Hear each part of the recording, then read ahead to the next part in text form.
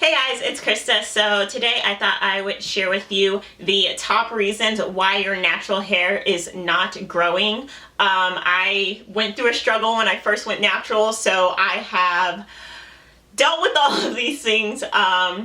So yeah, let's just get right into it. So the number one reason why your natural hair is not growing is because you are obsessed.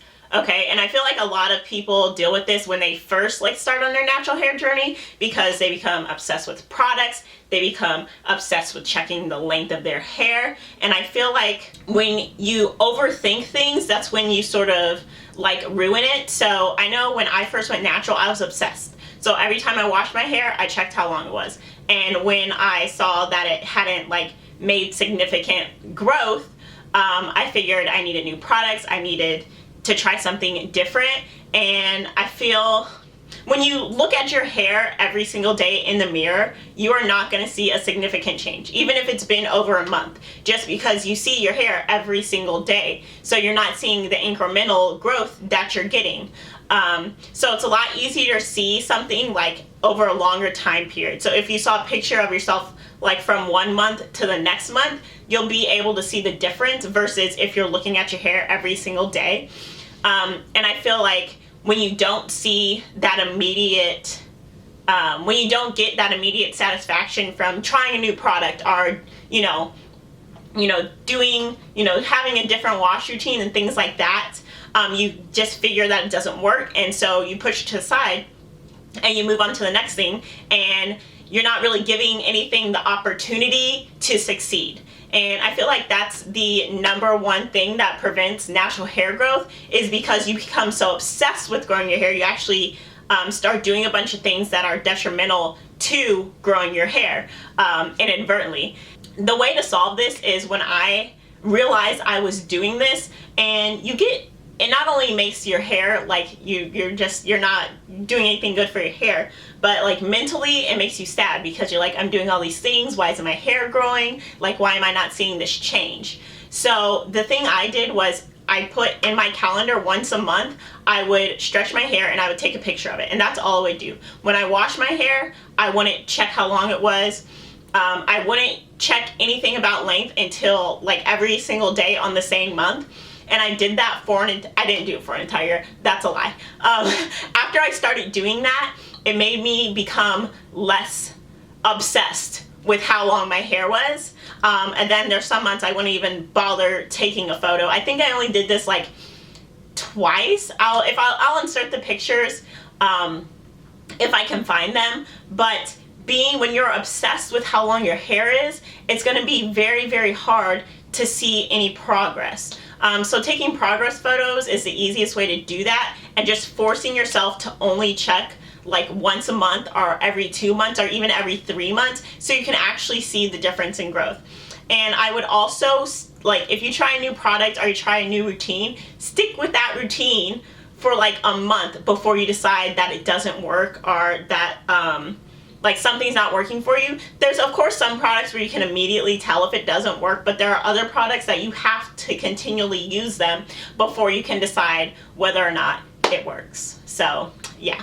So the second thing that you are doing that is preventing your hair from growing is that you're not giving your hair enough moisture. And I know a lot of naturals have a problem with this. I still have an issue with this, mostly because I'm lazy and I do not moisturize my hair enough. And also, usually when you moisturize your hair, it's gonna make your hair shrink, and you're not trying to be about that life. But sometimes you just gotta get over that and you need to moisturize your hair. So I use aloe vera juice, whatever.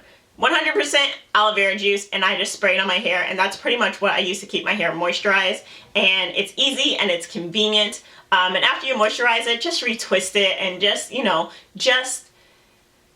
commit to moisturizing your hair. Even if it's not convenient for you, if you want hair growth, it needs to be moisturized. Moisture is the best thing that you can do for your hair. And keeping it moisturized and understanding how much moisture your hair needs and does not need.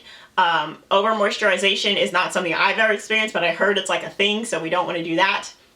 But keeping your hair moisturizing, if it looks dry, it probably is dry. So moisturize it, girl or boy. I don't know. I don't know who watches my videos, but just keep your hair moisturized. Understand what your hair needs, like what type of moisture it needs, how often you should be moisturizing it, and things of that nature. So the third thing that you're doing that is keeping your hair from growing is over manipulating it. So this is a big thing. I feel like when you go from being relaxed to natural, you are in this mindset that you have to comb your hair every day, or you have to do something to your hair every single day, and that's a hard thing to break when you become natural. So now I only manipulate my hair, like genuinely manipulate it, like when I'm styling it, which is once a week after I get out of the shower. When it's dry, I just leave it alone. I might manipulate it a little bit when I'm re-adding moisture, but that's it. I don't style my hair every single day. I just sort of let it do whatever it's gonna do and make the best of it.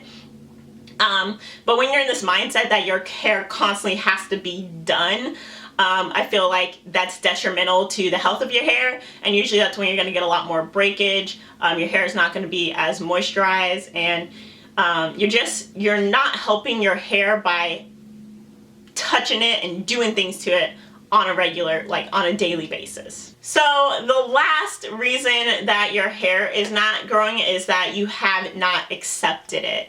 And I feel like this is a big thing, especially when you're just getting into natural hair and you really haven't fully seen your hair texture before, or you expected your hair texture to be like usually looser.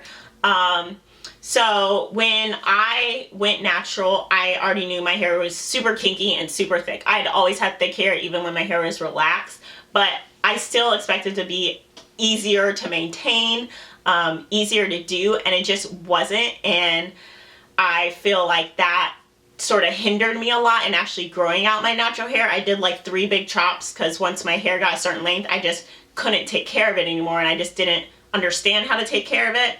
And I feel like that's a lot of people's downfalls, is that they expect their hair to be different than what it actually is. So then they get frustrated.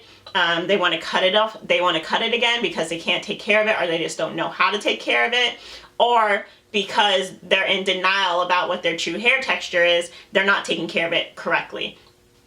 So until you become fully acceptant of whatever hair texture it is that you have, it's not going to grow just because you're not going to be taking care of it correctly. Because if you don't accept your hair texture, like you're not going to be using the right products, you're not going to be giving it the right amount of moisture, like all the things that calculate into healthy long hair are not going to be there.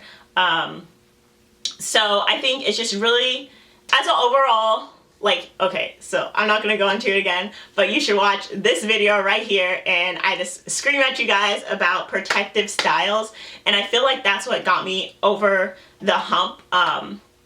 It's easy to keep your hair moisturized in a protective style. There's no manipulation in a protective style, and it gives you time. I feel like a lot of people are more uncomfortable with short hair versus like not accepting their hair texture, and I feel like it's a lot easier to accept your hair texture when it's longer versus when it's shorter. So using protective styles sort of solves all these problems that you might have, especially when you're first transitioning, and you'll get the length. It's easy to stay moisturized in a protective style, and when your hair is longer, it's just easier to accept it because you're more comfortable with how you look. Not saying everybody's uncomfortable with short hair, but I know me personally, I liked my hair super short, but when it got like this awkward length, like I hated it and I wanted to cut it off, but I knew it was something I had to deal with to get to this longer hair that I wanted.